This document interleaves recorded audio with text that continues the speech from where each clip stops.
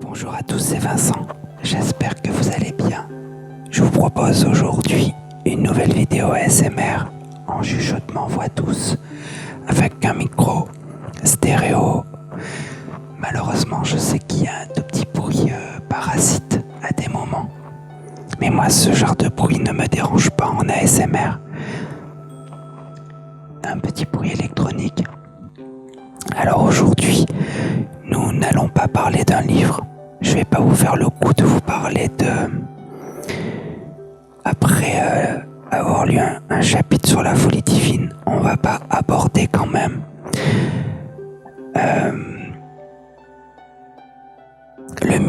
un mythe de l'Ancien Testament qui est Job, qui est en fait une notion d'injustice, quelque chose de très injuste. Et puis ensuite, je suis pas évangéliste non plus, donc je vais pas vous parler que de... La dernière fois, on a parlé de psychologie, des profondeurs avec Jung.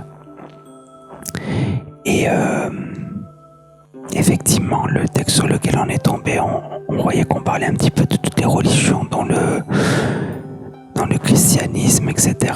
Et c'était intéressant. Mais là, si j'enchaîne avec Job, ça va être un peu fatigant, épuisant, et puis on est là pour se détendre. Je suis pas forcément sûr que l'histoire de Job, le scandale de l'innocence, après la folie divine, ça soit vraiment gai, joyeux, heureux. Alors on va faire autre chose aujourd'hui. J'avais envie du coup d'improviser et de vous présenter en fait un jeu de tarot comme au bon vieux temps et de vous montrer des arcanes, donc des cartes, et de vous donner la symbolique ou ce à quoi cela me fait penser à l'instant T. Alors je reviens. Ah, au fait, j'ai une bonne nouvelle. Chavot et Anastasie, mes deux petits conures, dorment. Aujourd'hui, on est tranquille. Je reviens tout de suite. Enfin, je vais pas très loin.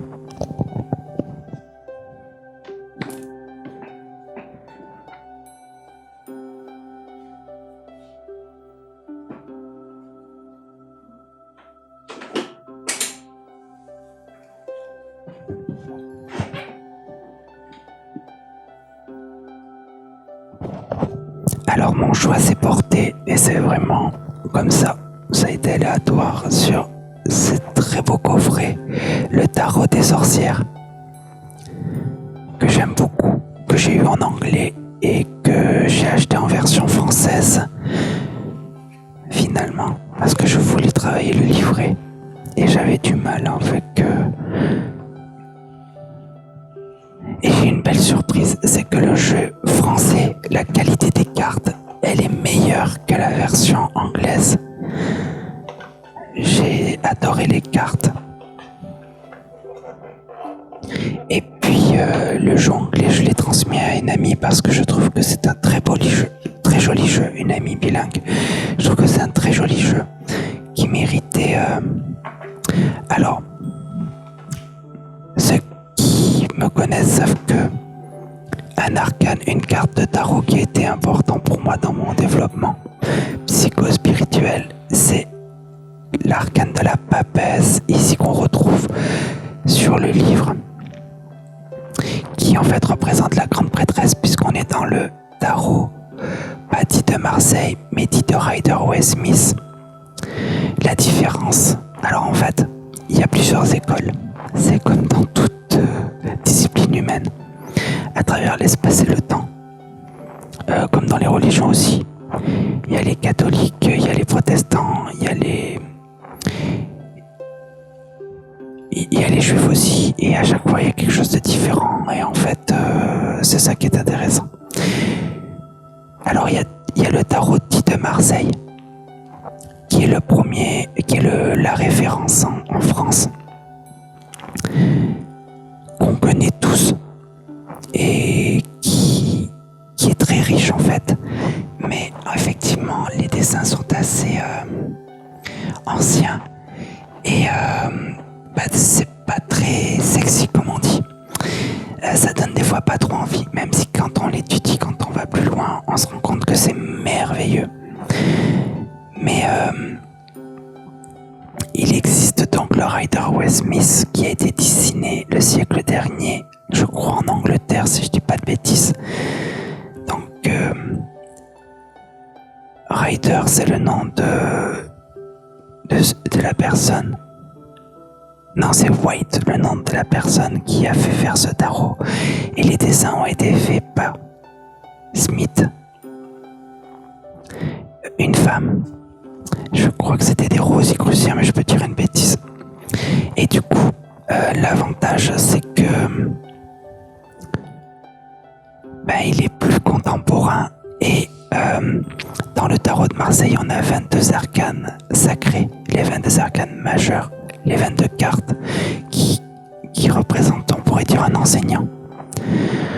Et un archétype en l'occurrence. Et après, on a 56 cartes. C'est les jeux de cartes qu'on a l'habitude un petit peu de voir, on va dire, avec les honneurs et avec les séries de l'As jusqu'au 10. Et dans le tarot de Marseille, ça ressemble à des vitraux, c'est pas illustré. Alors que dans le Rider-Waite, voilà par exemple le 4 de coupe qui représenterait le 4 de cœur. Dans le jeu de cartes qu'on connaît, ou dans le Marseille, ça serait le 4 de... ce serait le 4 de coupe, mais on le verrait pas du tout comme ça. On verrait ça ressemble à des vitraux en fait. Et bien là par contre, on a une image. Et dans chaque tarot, généralement, il y a une base. C'est toujours quelqu'un qui est contre un mur, qui a l'air pas content. Et là, sur celui-là de tarot, alors, cette carte, elle veut dire quoi d'ailleurs? Tiens, ça c'est une bonne chose. On est dans le monde des émotions. On est dans le monde des sentiments. Et on est sur le nombre 4. On sait que le nombre 4, ça représente une stabilité. Ça peut être relié à l'empereur, une rigidité. Et là, en fait, on a un individu qui se braque et qui boude, qui a décidé qu'il n'était pas content, qu'il n'était pas heureux. Et en fait, si ce personnage regardait autour de lui, il se rendrait compte que déjà, les 4 coupes, elles ne sont pas renversées. Et que la 4e, elle est tenue ici sur la carte par une sirène. Dans le Rider-Waite Smith, elle est tenue par une main qui vient, on dirait, du ciel d'un nuage, ou qui vient de l'invisible. Et donc l'idée c'est de dire, vous savez, un petit peu comme Bastien dans l'Histoire sans fin, qui n'est pas très heureux et pourtant qui d'un seul coup trouve un livre et n'arrive pas à comprendre qu'une main lui est tendue pour être heureux et pour faire tout ce dont il rêve. Et jusqu'à la fin, il ne veut pas. Enfin, pour ceux qui ont connu l'Histoire sans fin, j'espère que je vous dénonce pas la fin du premier film. Oh mon Dieu, je vais me taire. Pardon. Alors, je vais faire un petit peu plus de son comme ça. Alors, on va regarder le dos des cartes. Il est très joli, le dos des cartes. Du coup, ça me fait penser à mon tarot de Marseille que vous savez que j'aime beaucoup. Le dos des cartes, ça représente la triple déesse. D'ailleurs, ce jeu est fait par rapport à la triple déesse. Là, nous avons Hécate, qui est l'arcane de la lune avec des loups. Et la triple déesse, en fait, vous savez, on pourrait parler d'archétype. C'est les 3 âges de la vie. Vous avez le Sphinx, une des énigmes du Sphinx, qu'on retrouve dans Ulysse 31, qu'on retrouve dans le mythe, je crois que c'est Oedipe, qui demande, qui rencontre le Sphinx, et le Sphinx lui pose 2 énigmes. Et la première énigme, c'est celle où, en fait, la réponse c'est l'homme, puisque la question c'est qu'est-ce qui se lève le matin à 4 pattes? Le bébé. Qu'est-ce qui est à 2 pattes le midi? L'homme qui marche. Et qu'est-ce qui le soir marche à 3 pattes? Donc le vieil homme, vous vous rappelez la carte de l'ermite, qui a du mal à marcher, qui s'aide d'une canne. Ça c'est le côté masculin. On dit homme en même temps, ça pourrait être neutre. Mais le côté féminin, c'est que vous avez les parcs. Ou les... les parcs, ça ira. Elles ont aussi un autre nom, je sais jamais. Les mornes, je sais plus. J'adore tout ce qui est mythe et divinité, et je suis nul là. Enfin, les parcs, tout le monde les connaît. On les voyait dans Xena la guerrière. Elle coupait avec un ciseau la vie, et elles étaient représentées par 3 personnages. Je sais qu'il y a Clotilde, mais je me rappellerai pas des noms exactement là, mais en tout cas, une petite fille, une femme d'âge mûr, une jeune femme, et ensuite une vieille femme. Et nous avons aussi des fois des questionnements par rapport à certaines des... Alors, moi, ce que j'aime bien dans ce jeu, c'est qu'effectivement,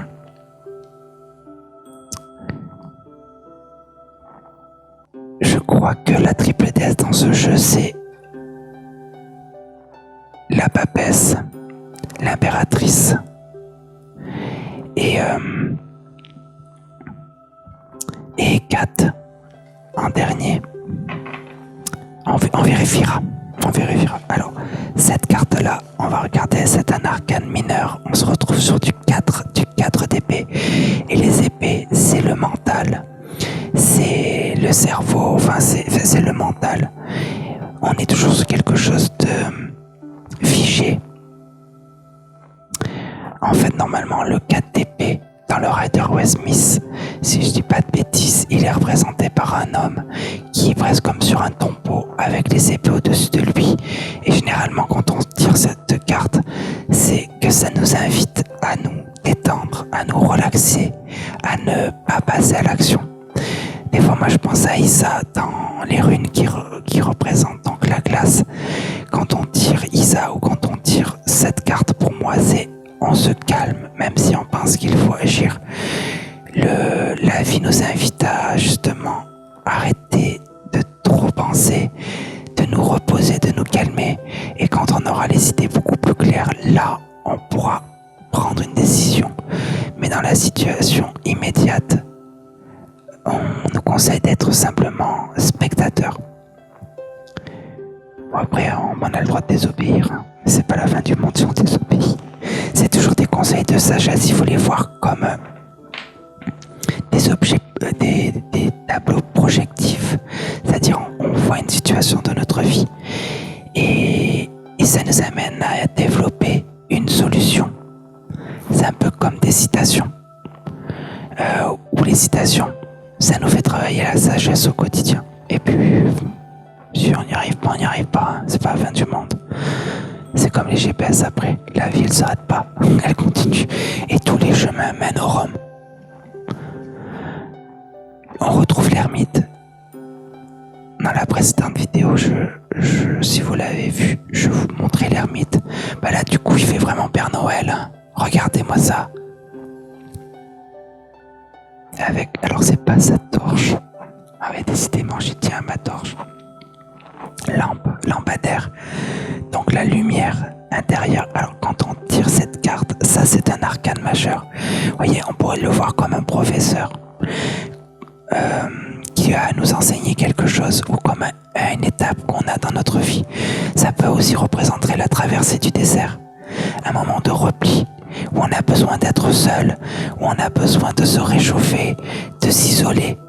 Le truc, c'est bien de s'isoler si c'est effectivement pour retrouver sa lumière intérieure, ses réponses intérieures, être indépendant à nouveau et puis s'en remettre à l'opinion d'autrui, de l'extérieur, qui des fois nous égare et fait qu'effectivement on se trouve sur cette descente en enfer, ou plutôt dans ce cas précis, cette traversée du désert, puisque effectivement avec son bâton il a un côté un petit peu Moïse, un petit peu ce côté de Moïse qui va vers la terre promise. Alors bien sûr, c'est très bien de se replier sur soi-même, d'aller plus doucement, comme une tortue, on va dire, de faire moins d'activités, de faire moins de choses, de se reposer, de se ressourcer, d'étudier pour soi, d'arrêter d'être le bon samaritain pour les uns et pour les autres, même de beaucoup dormir. Donc vraiment de faire l'ermite, autonome, pour se guérir. Après, bien sûr, il ne faut pas tomber dans l'excès. C'est qu'il ne faut pas développer une forme de phobie après pour tout ce qui est se dire pas finalement, je suis bien tout seul. Déjà, si on arrive à se dire ça, je suis bien tout seul, on est sur la bonne voie. Et une fois qu'on est bien avec soi-même, et c'est comme ça, la vie, elle a des hauts et des bas. On retourne sur le chemin des hommes. Il faut pas avoir peur pour vivre tout simplement. Parce que la vie, c'est pas que cet état d'ermite. Et c'est bien à des moments de l'avoir. Autre carte. Le roi de coupe. Alors les honneurs. Le roi de coupe, ça serait le roi de cœur dans le jeu de cartes habituel. Là, elle est très jolie cette carte parce qu'on est dans les sentiments, on est dans les émotions. Et donc, ça représente aussi l'élément de l'eau. Puisque dans les 56 mineurs, les petits secrets de la vie est pourtant très important. Et là, on a donc les personnages de cour, les honneurs. En fait, chaque catégorie, il y en a 4, représente un élément. Donc là, c'est l'eau, les émotions, les sentiments. Alors, c'est un souverain qui a bon cœur, qui est juste, qui est beaucoup dans l'émotion.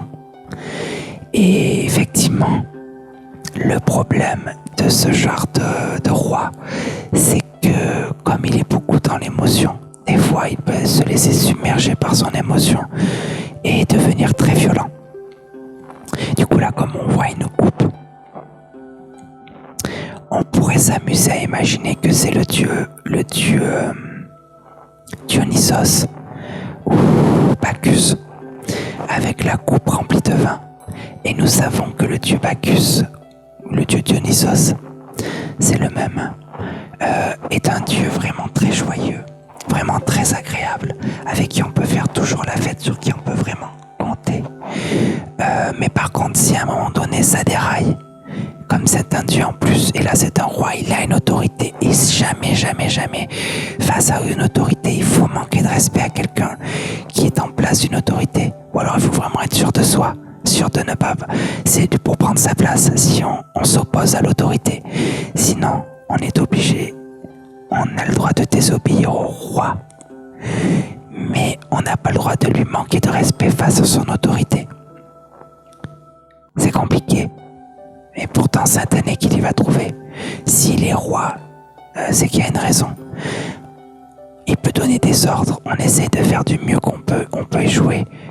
Il sera peut-être en colère, mais si on accepte son autorité, il ne deviendra pas apocalyptique.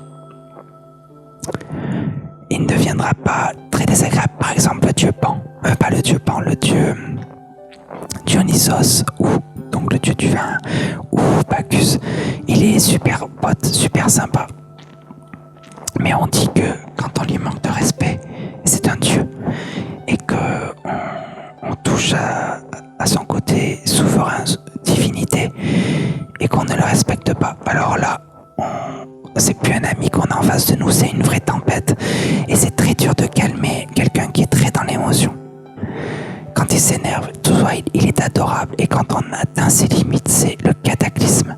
Et ça peut faire vraiment très mal. Même le roi, après, quand il peut reprendre ses esprits, il peut avoir des scrupules et des remords. Voilà. Donc ça, c'est l'énergie du roi de coupe.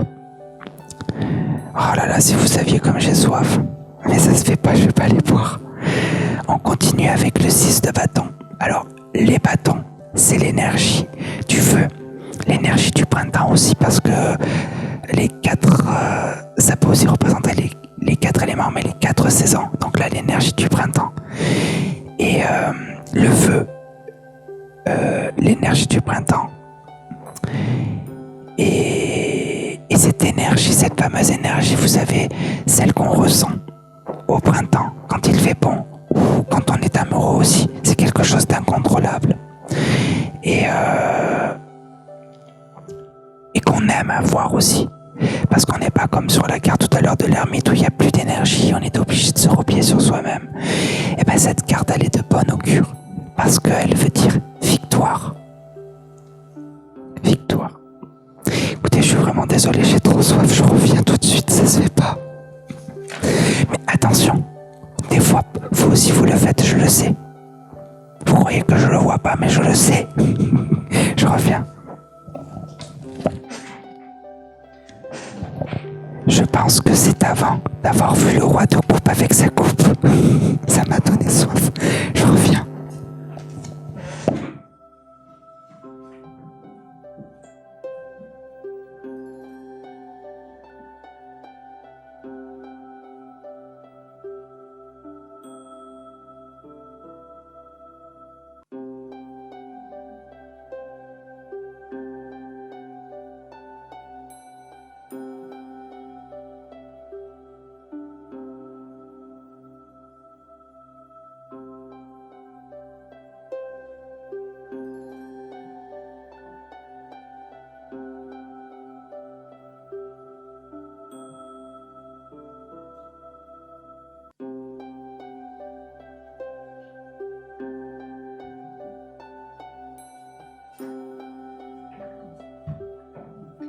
Me voilà de retour. Je bois beaucoup. Enfin, de l'eau. Alors j'ai pas coupé, mais c'est peut-être pour vous aussi. Ça a peut-être été pour vous aussi l'occasion d'aller boire, bien sûr, je voulais pas suggérer. Il est encore temps. Comme ça, un point partout, la balle est au centre. Mon Dieu, j'ai bu vite. Et je me suis resservi un bon paquet. Non. Quand vous avez soif, je sais pas, enfin, on est tous d'accord. Quand vous avez soif, il n'y a rien de mieux que l'eau pour se désaltérer. Mais quand vous avez vraiment très très soif, c'est tellement bon à ce moment-là, l'eau, quand vous le buvez. Et tout à l'heure, on voyait l'ermite qui était dans le froid de l'hiver. En hiver, quand vous avez froid et que vous vous mettez au coin du feu auprès d'un radiateur, oh là là. Bon, après, on s'approche de l'été. Il n'y a rien de mieux quand on est à côté de la plage qui fait super chaud et que d'un seul coup, il y a un petit vent qui nous caresse. Bon, enfin bref, on n'est pas encore en été. On va regarder la prochaine carte. Et c'est le 2 de bâton. On est toujours dans les énergies donc du printemps. Dans les énergies de feu. Et alors le 2 de bâton, en fait, on dit que généralement, c'est une carte. Si vous regardez le personnage, il tient la terre entre ses mains et il regarde loin. Alors là, ce qui est rigolo, c'est qu'il y a un chat. Elle est très jolie cette carte et j'aime beaucoup. Les dessins, ils sont très doux. Alors le 2 de bâton, en fait, on commence à planifier, à préparer des choses. L'énergie revient. Et donc, on planifie. En fait, on commence à regarder notre environnement et ce qu'on va pouvoir faire pour avancer. Donc c'est une carte de l'énergie est là et on planifie.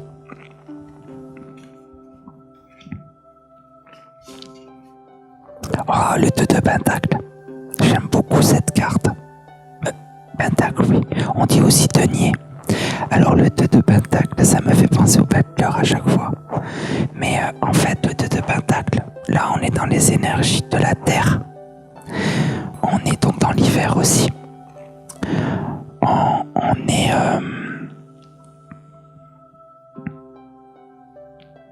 est dans le corps aussi. Puisqu'on parlait du mental tout à l'heure, des émotions, là on est dans le corps. Et on est sur les projets aussi à long terme. C'est des choses qui prennent beaucoup de temps. Ça peut être aussi bien une guérison dans le corps que la construction d'une maison ou quoi que ce soit, mais là ou un plan de carrière, quelque chose comme ça. Ou la préparation, la planification de la naissance d'un enfant qui va prendre 9 mois, qui prend du temps. Alors, par contre, cette carte-là, elle ne veut pas du tout dire ce que je suis en train de désigner. C'est la famille à laquelle elle appartient, bien sûr. Là, ça parle simplement que, à l'instant T, quand on tire cette carte, la vie nous invite à regarder que on jongle beaucoup entre deux activités ou plusieurs activités et qu'on n'a pas pris de décision et qu'on a du mal.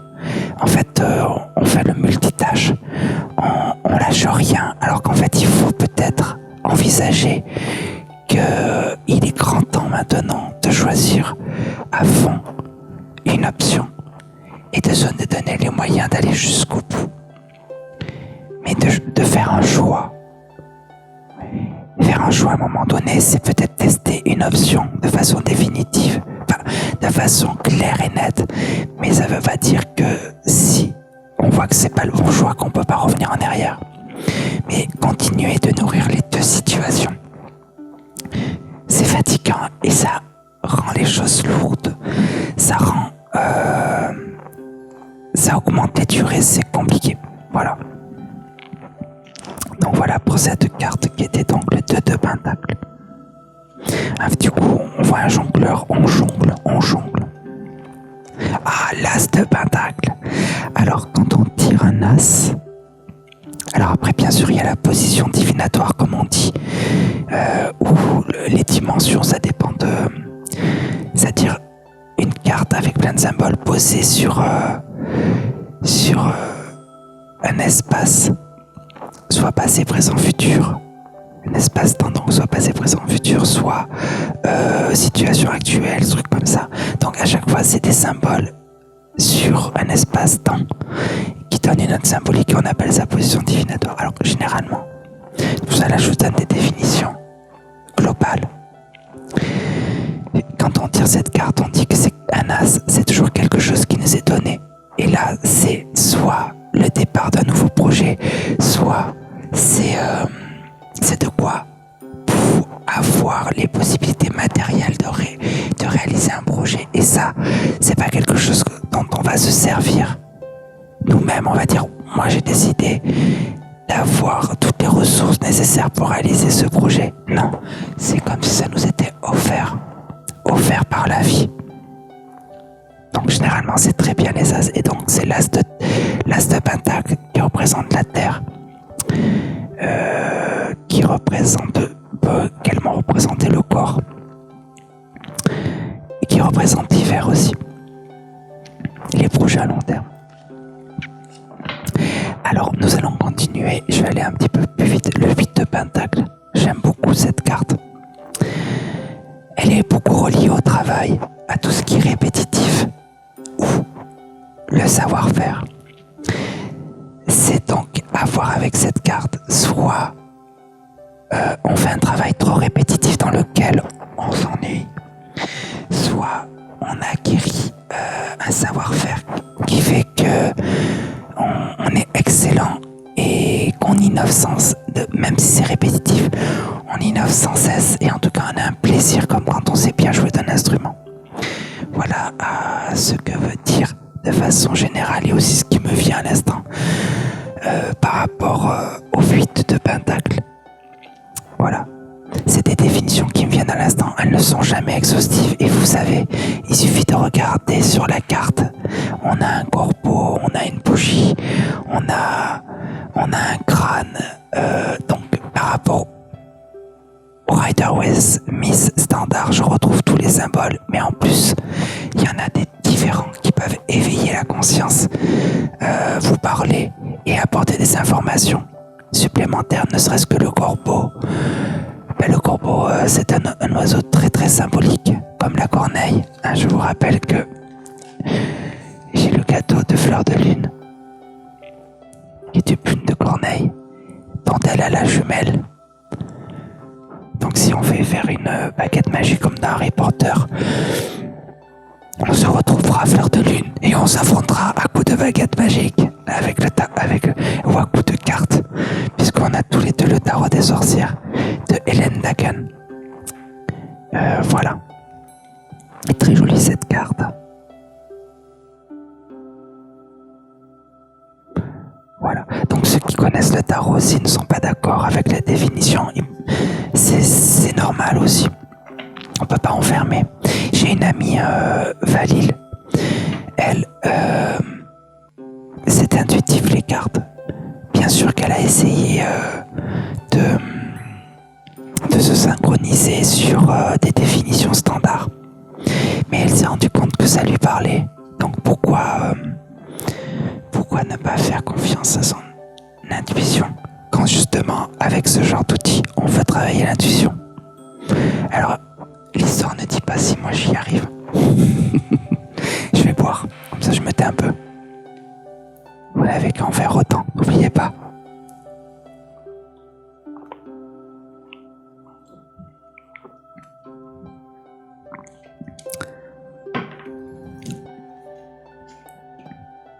Et là, nous avons un arcane majeur et nous avons le grand prêtre.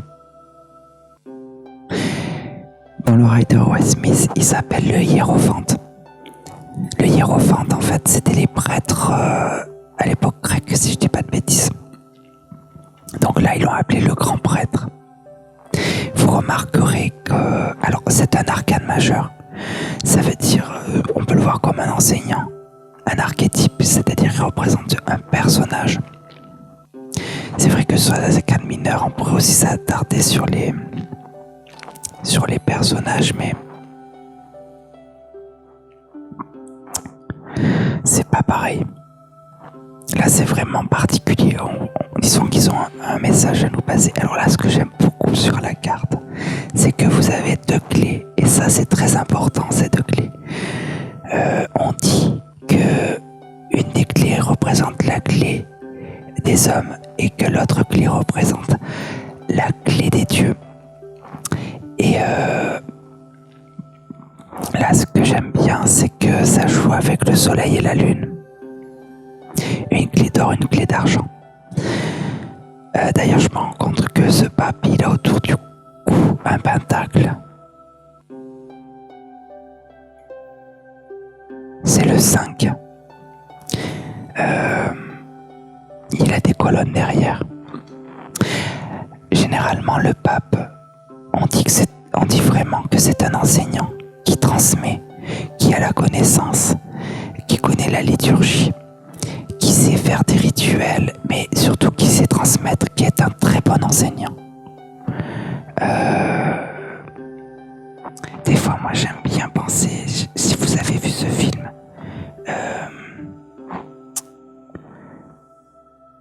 avec Sean Connery, où ils sont dans un monastère. J'ai un trou, c'est le secret de la rose. Oh, mais c'est pas possible, moi, il est non.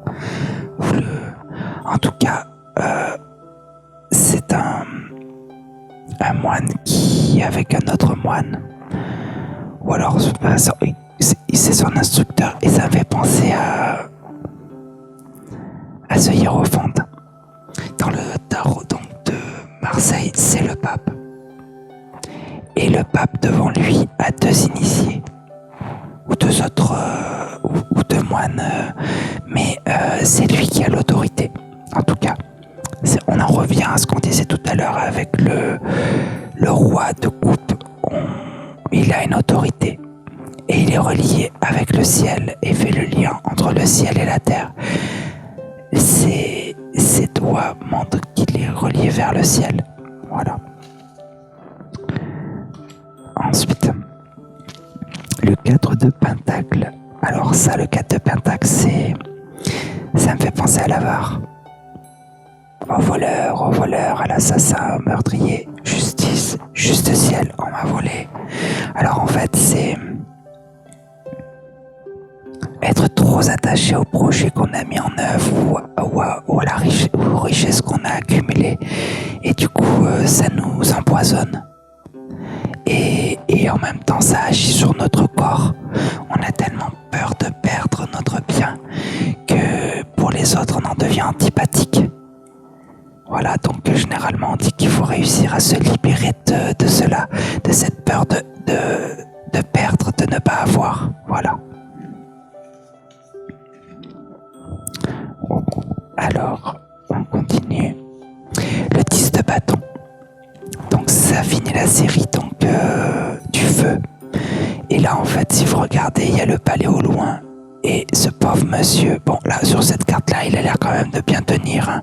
Mais il y a sur d'autres jeux, en fait, l'idée, c'est de déposer le fardeau. Parce que quand on a plein d'énergie, en fait, comme nous l'offrent les bâtons,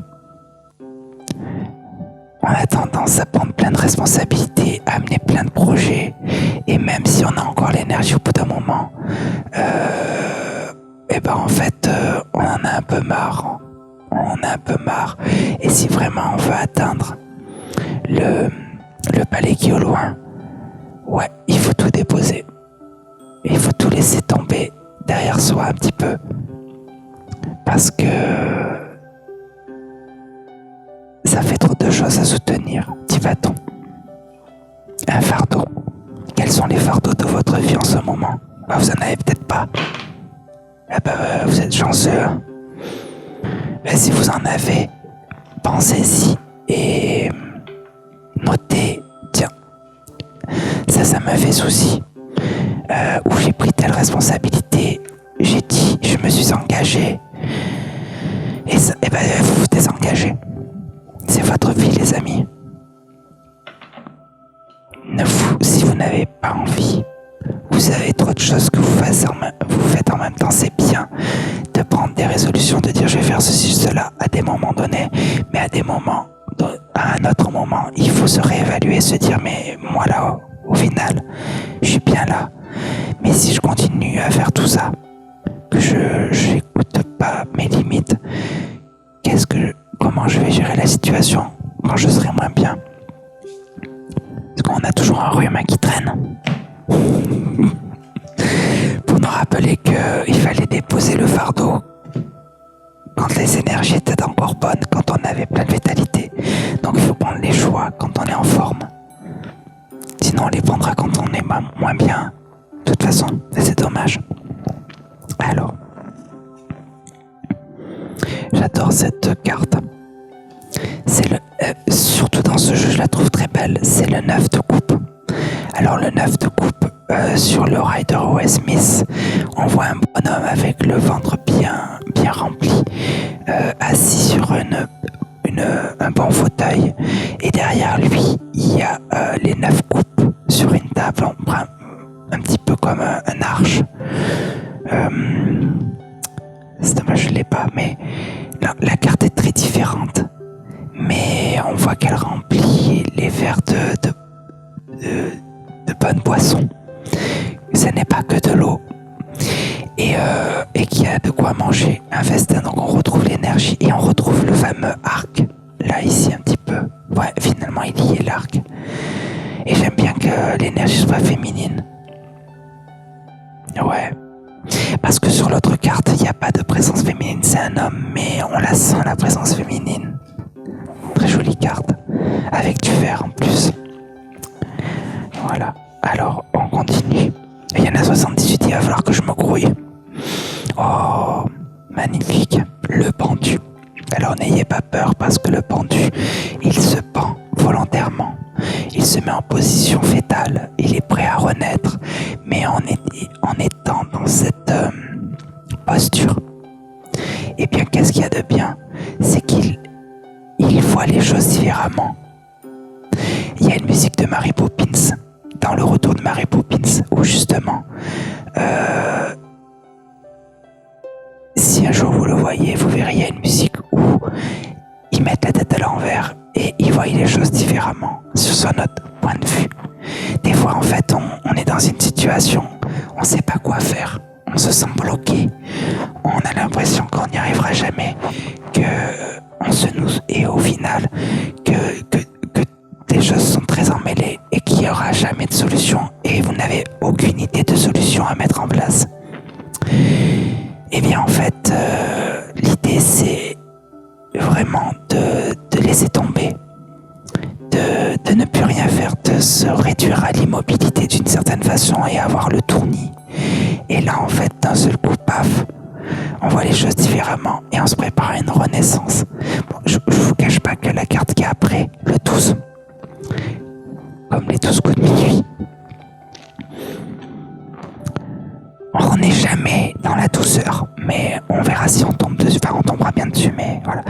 moi ce que j'aime beaucoup sur cette carte, c'est que là c'est un vrai arbre et qu'il y a un corbeau et que je peux me tromper, mais ça serait un coup à faire référence au dieu Odin. Bon, il a deux corbeaux normalement, mais au dieu Odin, qui en fait lui s'est pendu, je crois à l'envers comme ça, il a perdu un œil. Est-ce qu'il a un œil en moins lui? Et il a gagné les runes, qui c'est un langage symbolique qui ressemble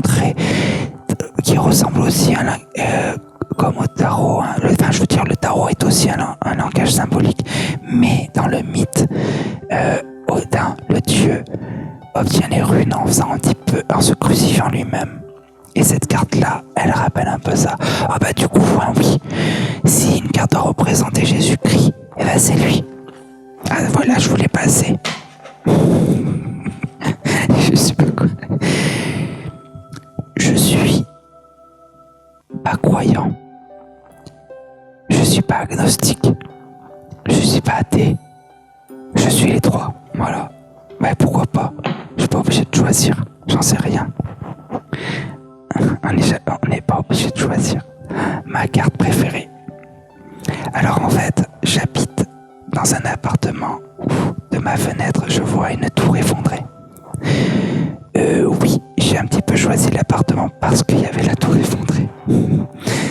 Mais voilà. En tout cas, ça c'est la maison Dieu dans le tarot de Marseille et elle s'appelle la tour. C'est la carte 16.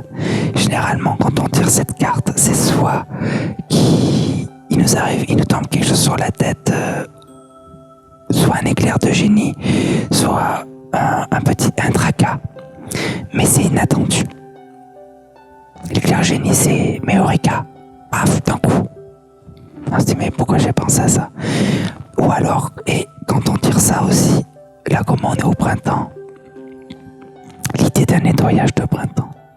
On remet tout à plat, on fait du ménage, on jette, alors si on veut pas jeter, on fait autrement. On nettoie, même sur l'ordinateur on peut nettoyer, voilà. On fait le ménage, les sécuritogias pour les 12 travaux d'Hercule, on évacue. Ça peut même être pour le corps. Cette carte, souvent, elle représente le corps, puisque dans mon tarot de Marseille, c'est le corps d'une femme avec un feu d'artifice. Mais, on peut se faire un jeûne ou une détox. D'ailleurs, en ce moment, je me demande si c'est pas je crois que c'est le ramadan, je sais plus. Mais voilà, le jeûne, ça fait du bien. Je suis gourmand moi et j'ai tout le temps soif, alors le jeûne je le ferai l'année prochaine.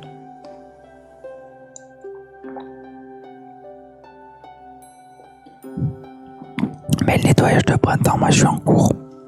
Ça fait du bien. Et comme me disait mon amie Laetitia, c'est pas ma petite copine, c'est mon amie fraternelle. Comme disait Laetitia, tous les jours on en fait un petit peu et après on se sent bien. Ne serait-ce que de faire briller le lavabo, soit avec de l'huile de coude, soit avec du vinaigre blanc. Alors, du vinaigre, parce que moi l'huile de coude, hein. Le 3 de pentacle. Eh ben écoutez, là j'ai un doute, je sais plus.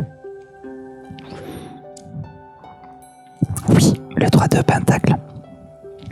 Dans le Rider Waite Smith, il est représenté, en fait on voit une personne, un artiste qui est en train soit de faire des statues, soit de faire de la peinture, ça dépend des jeux, mais sur le Rider Waite Smith il fait une statue, c'est un tailleur, et il y a deux personnes qui font penser un petit peu des personnes de l'église qui sont, on imagine, à la demande de ce projet. Et donc c'est comme une dynamique 3. Vous savez, moi pendant mes études, on parlait du maître d'œuvre, du maître d'art et du réalisateur du projet, de l'équipe de projet. Et du coup, ça me fait penser à ça, cette carte. Alors là, je suis un peu surpris parce qu'il n'y a qu'un personnage, mais aussi c'est l'avantage d'avoir des tarots différents, c'est que ça nous invite à revisiter.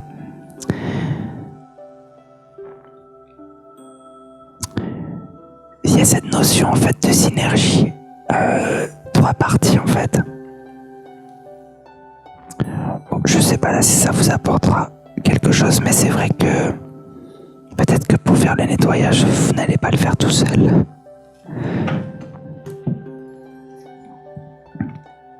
La dame de Pentacle. Alors la dame de Pentacle, c'est la reine de Pentacle. Je dirais que c'est la reine de Carreau dans le jeu traditionnel. Elle aime la bonne chair, elle aime bien manger, elle aime les animaux, elle aime les fleurs, elle aime faire des cadeaux à tout le monde. Elle est très joyeuse, généralement. Là, ça se voit pas sur la carte, mais c'est une femme un petit peu enrobée, qui aime la bonne chair, qui aime bien partager, la bonne maman, qui prépare les bons petits plats, gourmand, qui aime bien manger. Au niveau de la sexualité, oui. Oui, il y a quelque chose de sexuel très fort chez la reine d'épée, la reine de denier. Après, on verra peut-être la reine de feu, enfin la reine de bâton, qui elle a une sensualité et un charme, alors que là, tout est dans la générosité. On s'offre à l'autre. C'est ça l'énergie de la reine de denier. Généralement, les reines de denier, si vous avez des personnes comme ça autour de vous, c'est des personnes qui font les cadeaux de Noël, peut-être 6 mois à l'avance, quoi, ou en tout cas pas au dernier moment, parce qu'elles sont vraiment dans la pensée des gens qu'elles apprécient. Voilà, elles sont très généreuses. Et effectivement, elles planifient beaucoup à l'avance, puisque je vous rappelle que les cartes des deniers, on parle beaucoup de projets à long terme. Donc, le cadeau de Noël, par exemple, au lieu d'y prendre au dernier moment, elle, au moment de Noël, elle a qu'à faire les paquets. La plupart du temps, elle a déjà trouvé ce qui ferait plaisir aux gens qu'elle veut fêter. Voilà. Très joli. En plus, il y a un chien dessus. Alors, la fameuse impératrice, arcane majeur. Alors, il y a 4 reines dans le jeu de tarot, plus l'impératrice. Moi, j'aime bien des fois mettre l'impératrice au milieu et les 4 reines autour. Parce que du coup, on travaille toutes les énergies. Ou des fois, je mets 5 reines. Avec l'impératrice et au milieu, je mets la papesse. Enfin bon, bref. Donc ça, cette carte-là, c'est une carte où on a beaucoup d'imagination, où on a beaucoup de créativité, où on a la possibilité de créer la vie. Puisque, est-ce que là, elle est enceinte? Oui, elle a le ventre rond sur cette carte. Et par contre, on a un amour qui est notre force, qui est l'empereur, et qui est capable de réaliser. On lui confie nos idées, nos souhaits, et lui, dans la matière, il est capable de nous permettre de les réaliser. Et lui, sans son impératrice, il a tout pour réaliser plein de choses, mais il n'a pas forcément les idées. Donc il a besoin de l'amour de son impératrice. C'est le yin et le yang un petit peu, peut-être aussi, on peut le voir comme ça. L'impératrice ne va pas sans l'amour de son empereur et vice versa. Le soleil. L'enfant intérieur. La plupart du temps, il y a 2 personnages. Comme si on rencontrait l'autre de nous. Comme 2 jumeaux. Enfin, on dit pas 2 jumeaux, pardon. On dit des jumeaux.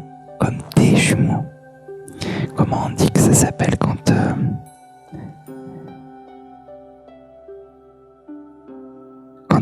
descendre en bas, je le dis tout le temps, hein. C'est un pléonasme fautif, je sais plus. Le soleil, c'est génial parce que ça veut dire la joie, le bonheur.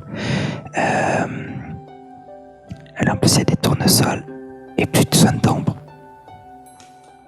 Jusqu'au prochain orage. Ah, la papesse. Avec les 2 tours derrière, des grenades. Et je croyais que c'était de la lavande qu'elle a dans la main, mais c'est pas de la lavande, c'est de la sauge. Parce qu'elle est un peu sorcière et elle a un parchemin avec un chat noir. Alors, c'est la gardienne du mystère, on peut la voir comme le sphinx. Elle ne dit rien, elle suggère et elle nous laisse trouver la voie. Parce qu'on a notre libre arbitre. Mais on dit que c'est la gardienne et que quand on a cette carte, il nous est invité des fois à bien analyser, par exemple au niveau administratif, à continuer de bien analyser les documents pour bien se les approprier. Et à un autre niveau, on dit que la connaissance est en nous et qu'elle n'est pas forcément dans les livres. Même si les livres sont magnifiques et sont là pour nous réveiller la beauté, pour qu'on trouve le chemin vers nous. Mais la papesse, elle est aussi là pour nous mettre, alors moi je dis la papesse, mais c'est la grande prêtresse ici, pour nous mettre en relation avec les sensations dans le corps. Et voilà. Des fois, dans le jeu Rider-Waite-Smith, on peut l'imaginer comme étant Isis. Isis égyptienne. Et si vous connaissez un peu Isis, voilà, c'est une femme dégourdie.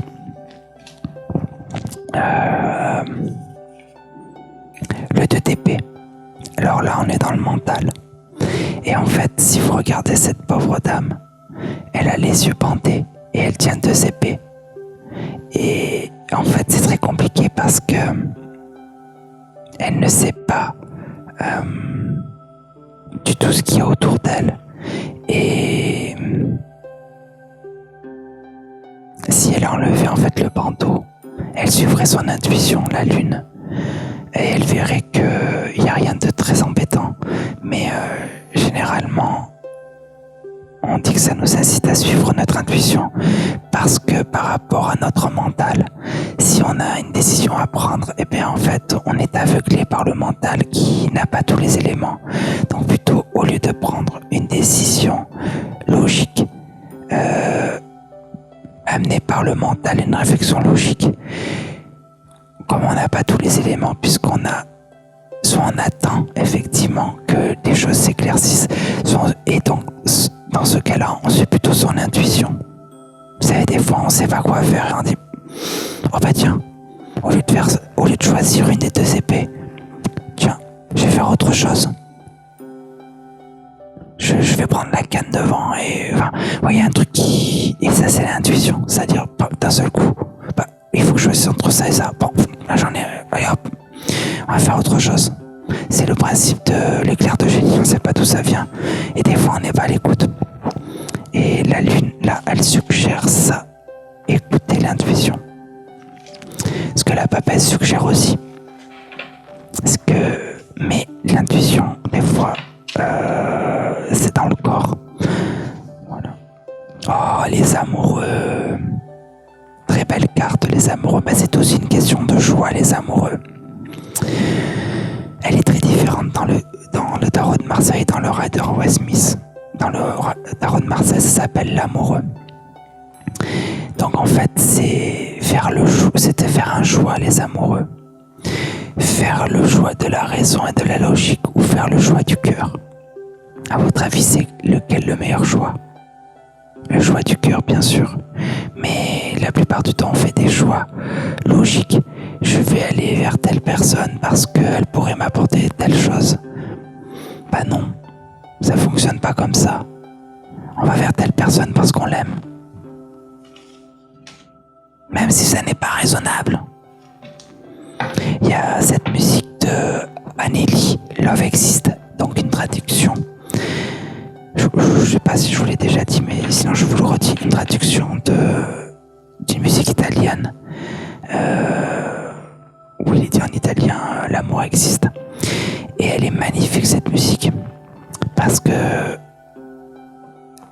Amélie, c'est celle qui chante avec Evanescence. En fait, dans cette musique traduite en anglais, elle dit que l'amour n'a pas de règles, l'amour n'a pas de loi et peut naître n'importe où. Et c'est comme un grand océan en fait.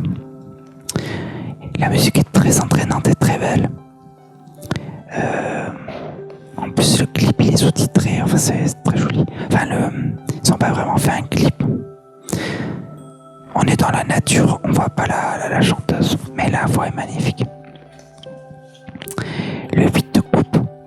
Alors le 8 de coupe, généralement on dit que on laisse tout tomber, tout ce qu'on a construit. Il y a une stabilité émotionnelle, mais c'est très fragile en fait. Et donc on s'en va avant que le château de cartes ou que les verres de champagne s'effondrent. On laisse tomber pour aller reconstruire.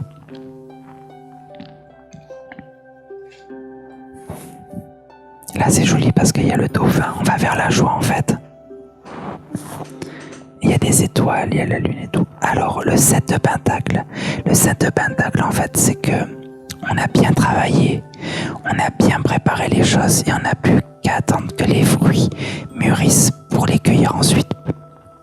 Voilà. Alors en plus le nombre 7 c'est un nombre très particulier, c'est le nombre magique. Bah tiens, le 7 de coupe, alors lui, à la différence de 7 de coupe, ça va vouloir dire par exemple qu'on utilise son imagination et qu'on a plein d'idées. Un exemple que j'avais lu dans un livre que j'avais trouvé bien par rapport au jardin, c'est qu'au début du printemps, on se dit tiens, je vais faire ceci, je vais faire cela, et patati et patata, et au final, quand on s'y met réellement, on va se rendre compte, mais ça c'est des étapes d'ensuite, que dans les 7 idées qu'on a eues, il n'y en a que 2 qui sont réalisables, et on va faire les 2 qui sont réalisables. Mais par contre, le moment où on a le 7 d'épée, c'est génial parce que c'est un moment où tout nous paraît réalisable et c'est l'effervescence. C'est plaisant ce moment-là. Quand d'un seul coup, on a plein d'idées, tant pis si on ne se rend pas compte, mais on ne les réalisera pas tous. Alors, là, c'est le diable normalement. Et ils l'ont appelé le côté obscur. Je me trompe pas. Ouais, c'est le diable. Ça fait penser à Tristan et Eurydice et celui qui joue de la musique là, et Orphée plutôt. Mais je peux me tromper. En tout cas, cette carte, elle fait référence à l'assouvissement des passions, l'assouvissement du corps,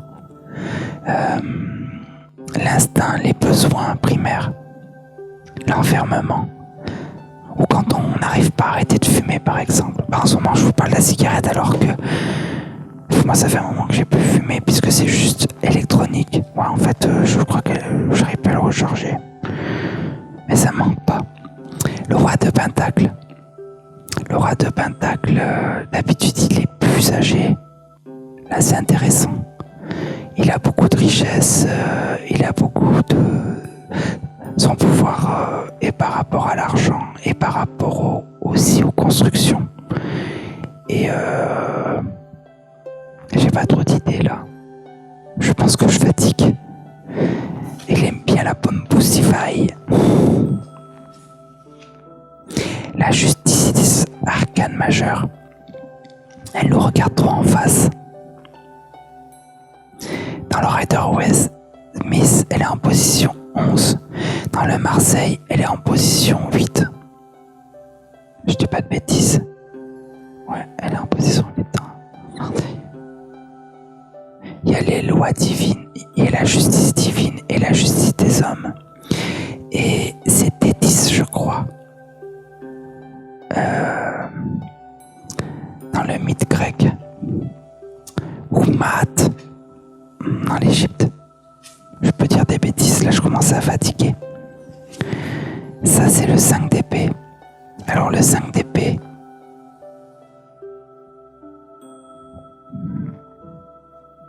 eh ben écoutez, aucune idée. J'ai un blanc. Je pourrais regarder dans le bouquin, mais là j'ai un blanc. Je vois une libellule. Je vois vois 5 épées. 4 tout à l'heure, on avait dit c'est qu'on méditait. Et 5, ça me revient plus.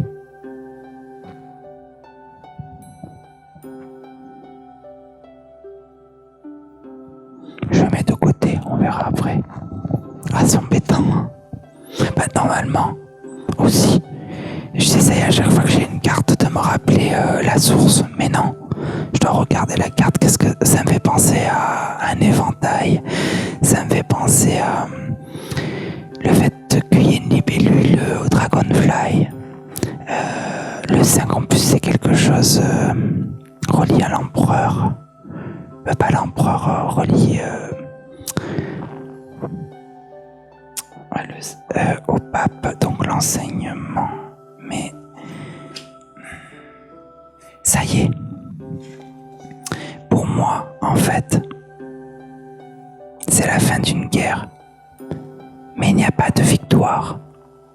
Et en fait, on ne sait pas qui a gagné dans cette guerre. C'est ce moment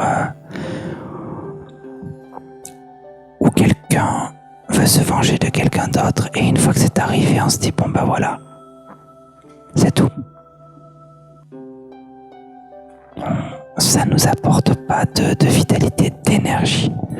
Ça nous a, finalement, on a peut-être gagné ou on a perdu. En tout cas, peu importe dans quelle situation on se trouve.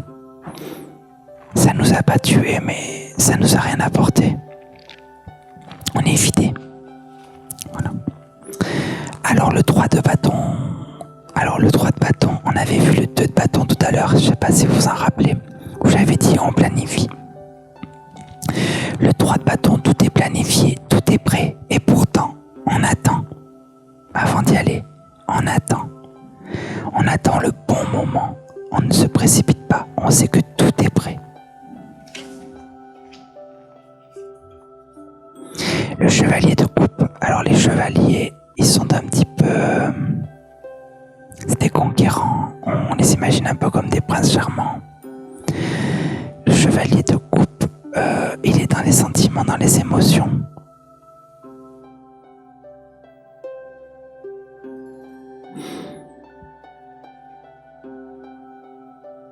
C'est un conquérant au grand cœur. Mais il y a toujours une forme d'instabilité chez eux. Ils se conduisent un petit peu comme des crâneurs. Cavalier d'épée. Alors lui, comme crâneur, il n'y a pas mieux. C'est un vrai effronté. C'est un punk quoi. Il a raison quoi. C'est lui lui c'est tout. Lui c'est pas les émotions. Autant le chevalier de coupe tout à l'heure, c'était les émotions. Donc il va répondre l'amour. Il croit profondément à ça. Il va chercher sa promise. Lui plutôt il parcourt le monde pour imposer ses idées. Il peut être chiant des fois. Oh là là. L'empereur. L'amoureux de l'impératrice. Donc stabilité, pouvoir financier. Le 4, donc une stabilité, ancrage, très terre à terre. Et il a un amour dans sa vie, c'est l'impératrice. Et l'amour est un bouclier.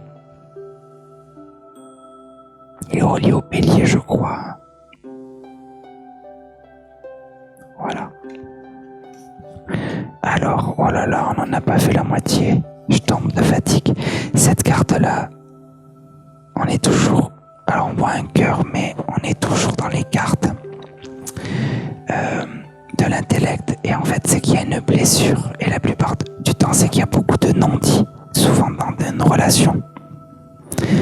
Des choses qui sont pas dites et qui sont finalement pratiquement ressenties et sues. Et ça fait souffrir les non-dits. Le 6 de coupe. Maintenant, je vais donner que des mots clés. Nostalgie, mais nostalgie positive. Remémoration de l'enfance, des plaisirs d'enfant. Le 5 de coupe. Alors là, on a une sirène. Donc, il y a 3 3 coupes qui sont sur le sol. C'est pas très sympa. Mais par contre, il ne faut pas oublier qu'il reste 2 coupes qui sont encore debout. L'idée, c'est vous avez un beau tapis auquel vous tenez beaucoup et vous avez fait tomber des verres dessus et ça salit le tapis. Mais l'avantage à voir, toujours changer de point de vue, c'est se rendre compte que les verres ne se sont pas brisés. Voilà. Et qu'après on peut tout nettoyer. Ah, le 3 de coupe, ça je les adore ces 3 filles. C'est en fait sororité pour moi. L'entraide entre femmes sans aucune rivalité. C'est la fête. La plupart du temps, les verres sont levés dans les autres jeux. C'est magnifique, on dirait des divinités. Donc en fait, ça peut être, cette carte-là, ça peut vouloir dire dans un projet que vous travaillez dans un projet où personne n'est en réalité. Le magicien qui est le battleur, donc c'est celui qui commence l'aventure initiatique dans le tarot et il a tous les éléments pour commencer un nouveau cycle, réaliser un nouveau projet. Donc c'est de bon augure. Et en fait, il a tous les éléments des suites qu'on a vues, l'eau, les coupes, les deniers, l'épée, et il tient un bâton en l'air, donc il représente la suite des bâtons et le vide de l'infini, la lesmix 4 ou le lesmix 4, je sais plus, j'avais cherché, je sais plus si c'est le ou là. Le 6 d'épée, quand on a le 6 d'épée, c'est qu'en fait on change de destination, mais on est porté par quelqu'un, on est porté par un autre individu, on sait pas trop où on va. On est un peu à la dérive. Le 9 de pentacle, c'est une femme qui, dans la plupart des jeux, elle a un petit oiseau, un petit peu comme Blanche-Neige ou un rapace sur sa main.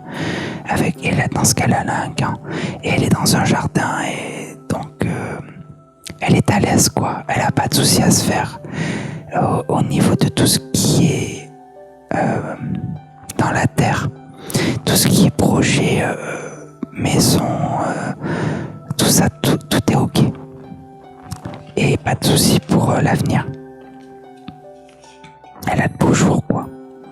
Valet de pentacle. Les valets, c'est une énergie d'adolescent et beaucoup à apprendre.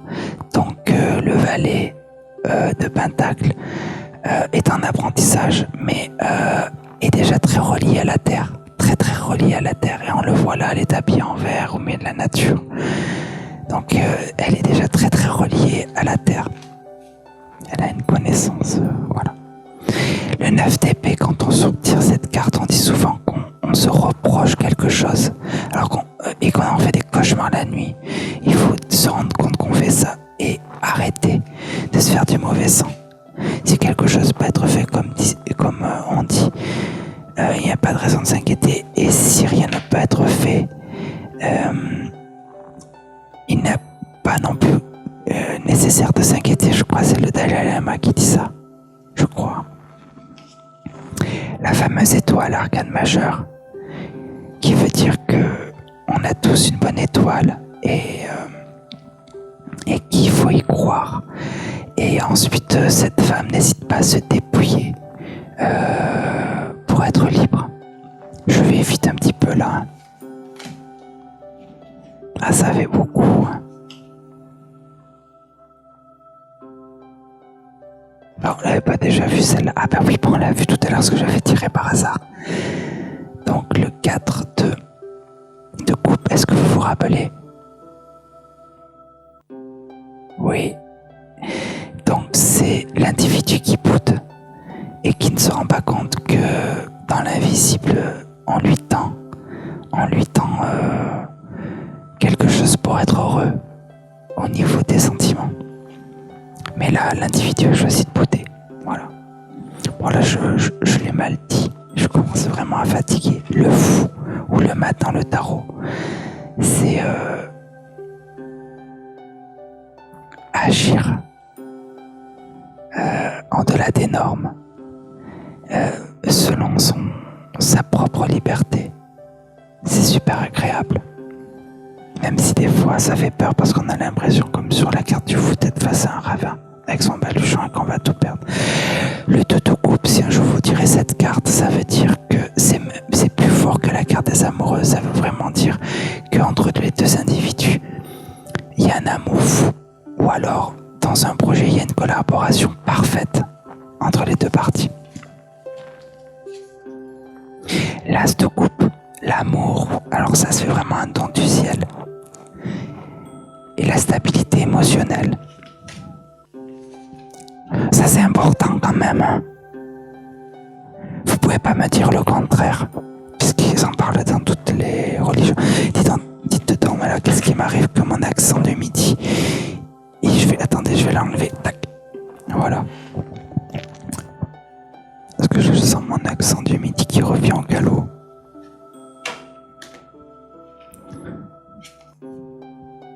Le 8 d'épée est très très dur cette carte.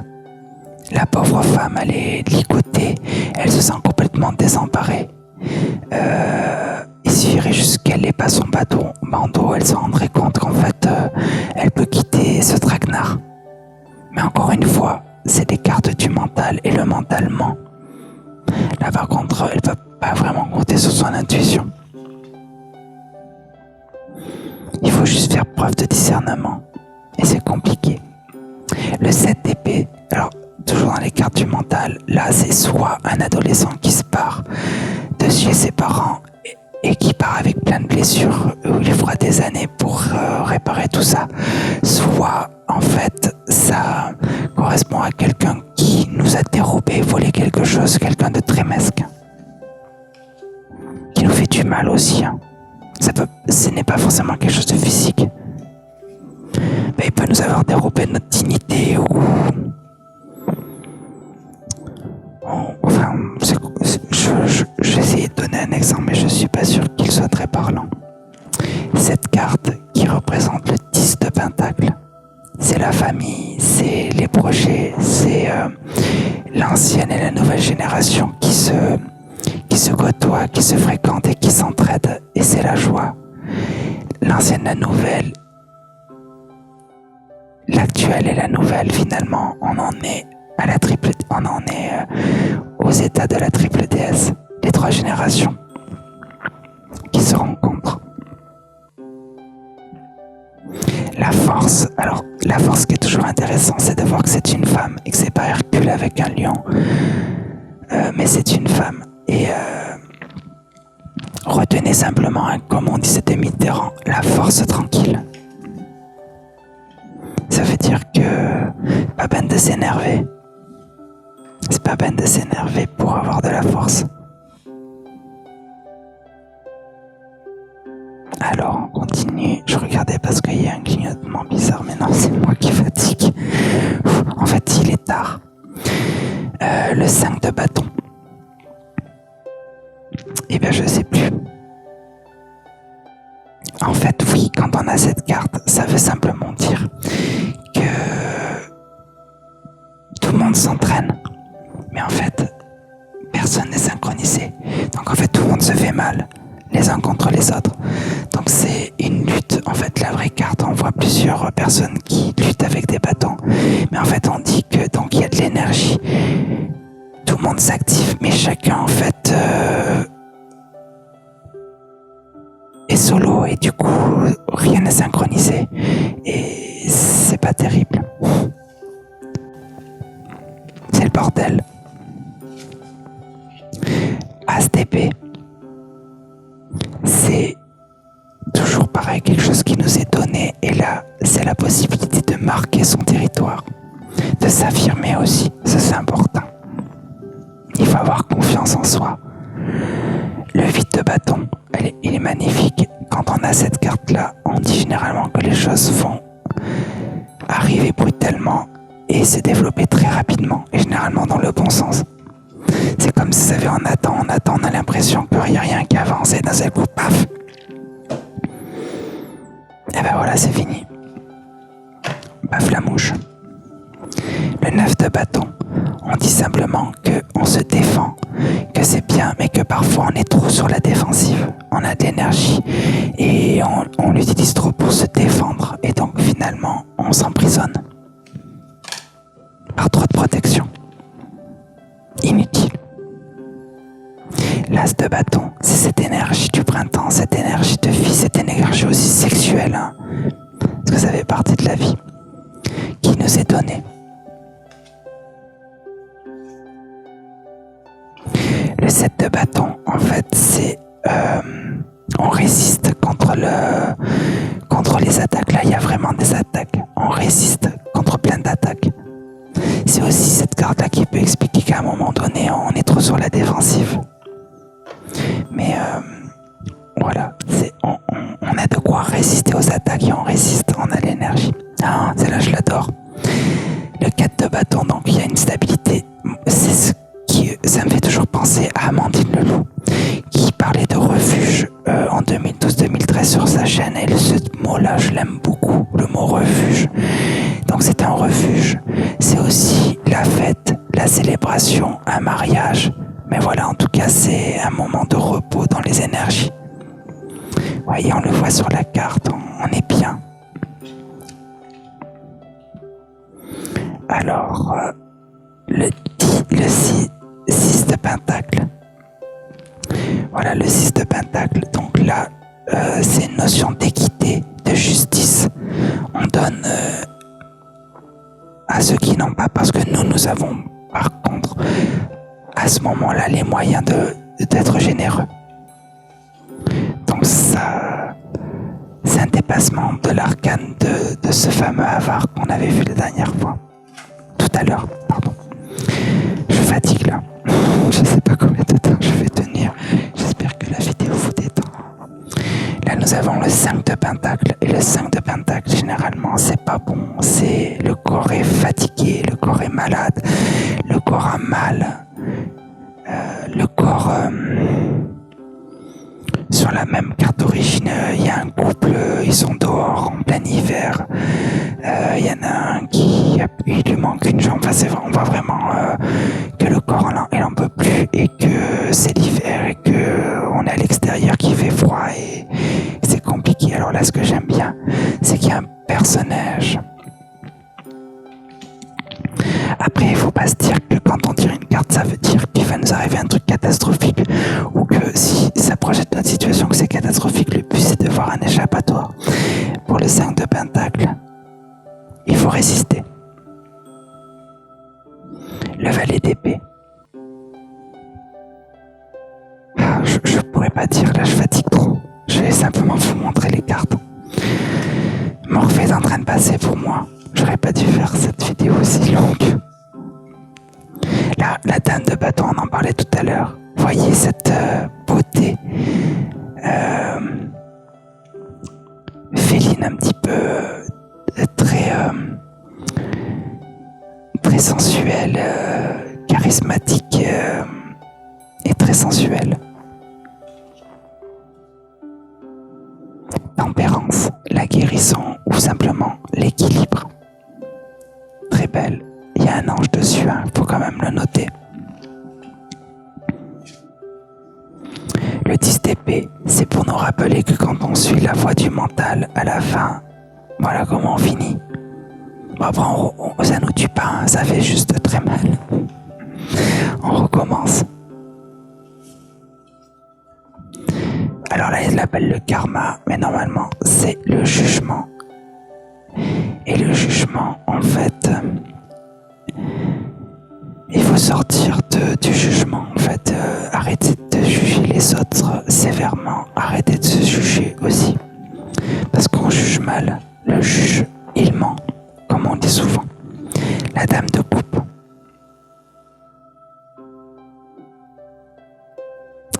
Là, je suis trop fatigué, mais la dame de coupe, c'est quelque chose. Hein. Il y aurait beaucoup de choses à dire. En plus, là, on dirait Vénus, la déesse de l'amour. Et elle tient le calice dans sa main. Et les émotions.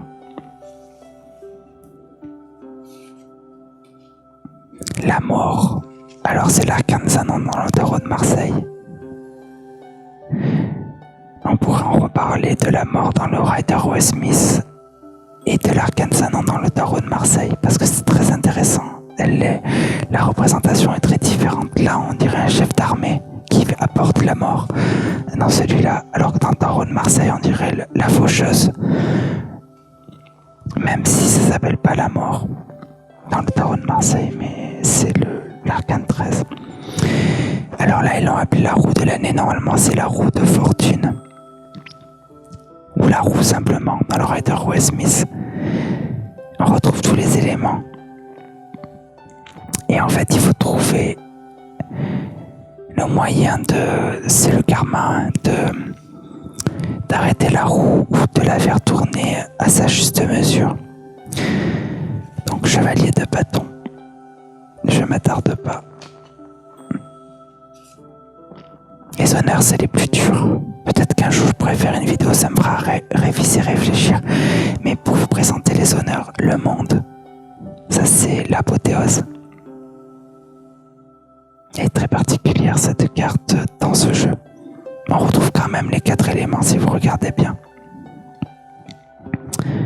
Le feu. Donc là, normalement, ça doit être la terre. L'air et les émotions, qui d'habitude est représenté par un ange. Et au milieu, le 5e élément. Oui.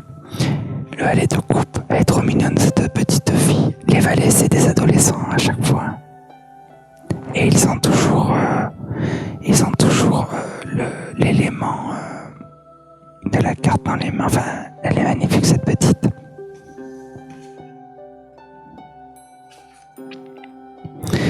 Le roi d'épée, il est pas commode.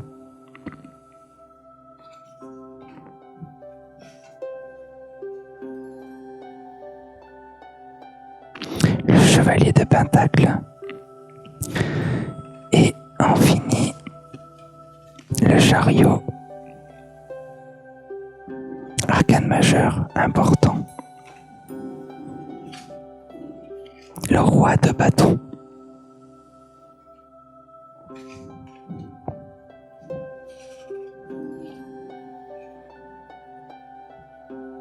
La dame d'épée, on dit généralement que c'est une veuve ou qu'elle montre pas ses sentiments. Le 10 de coupe, une de mes cartes préférées.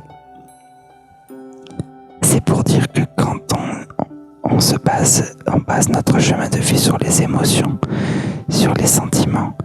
Des fois, c'est pas facile. On a des moments de découragement, mais quand on arrive à la fin, quand on a suivi la voie du cœur, on est récompensé. Alors que, rappelez-vous, la carte de l'intellect, on a mal au dos. Hein. Et là, on a Hécate avec la lune. Je crois que c'est la lune, ouais.